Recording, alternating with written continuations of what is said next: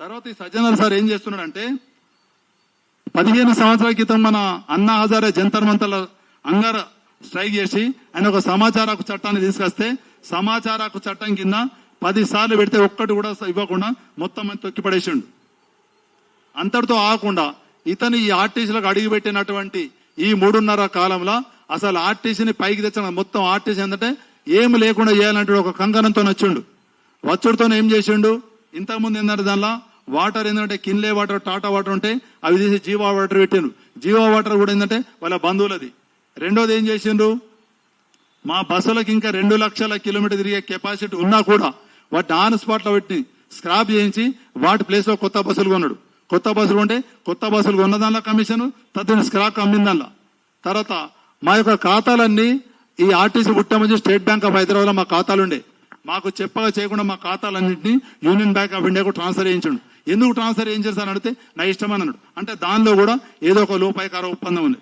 తర్వాత అంతేకాకుండా ఇప్పుడు ఈ సజ్జనర్ సార్ వచ్చిన తర్వాత ఒక్క నాట్ ఓన్లీ కార్మికులం కాదు, ఈవెన్ డిపో మేనేజర్లు డివిజనల్ మేనేజర్లు కూడా ఎంత ఇబ్బంది పెడుతుండంటే నరకాన్ని చూస్తున్నాడు.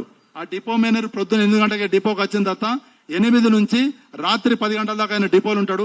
డిపోలు ఉన్న తర్వాత మళ్ళీ ఏం చేస్తున్నాడు, మళ్ళీ 5 గంటలకు కూడా జూమ్ మీటింగ్ కనిపెడుతున్నాడు. మబ్బుల 5 గంటల జూమ్ పెడితే ఆయన పోయి 4 కూడా గంటలు అయితే మళ్ళీ ఇట్లా దీన్ని తట్టుకోలే కొంతమంది డిపో మేనలు ఉద్యోగం కూడా వదిలిపెట్టి వెళ్ళిపోతున్నారు. అదొకటి.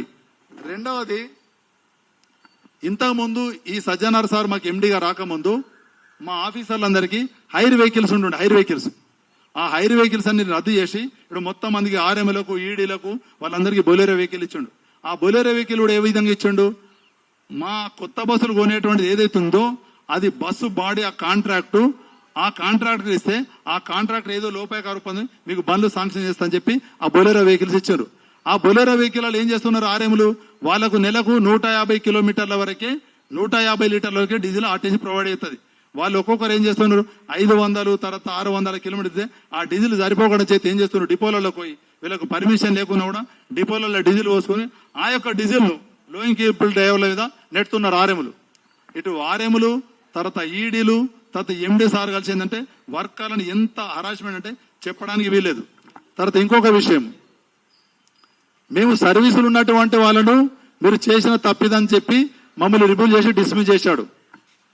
ఆయన వ్యక్తిగతమైన పనులటువంటిది చేయించడానికి కోసం రిటైర్మెంట్ అయినటువంటి అధికారులను దాదాపు 10 మందిని బస్బోలో తిప్పిండు.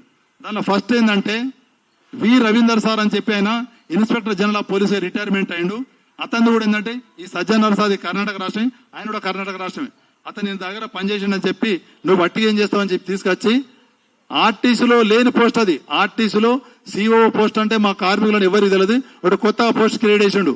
చీఫ్ ఆపరేటింగ్ ఆఫీసర్ అనే పోస్ట్ క్రియేట్ చేసి దానికి గవర్నమెంట్ అప్రూవల్ లేదు, ఇటు బోర్డు పర్మిషన్ కూడా పెట్టి ఆ సిఓ రవీందర్ సార్ ఏం చేస్తున్నాడంటే కేవలం ఆయన వ్యక్తిగతమైన పనులు చేసుకోవడానికి కోసమే ఆ సిఓ రవీందర్ సార్ పెట్టాడు.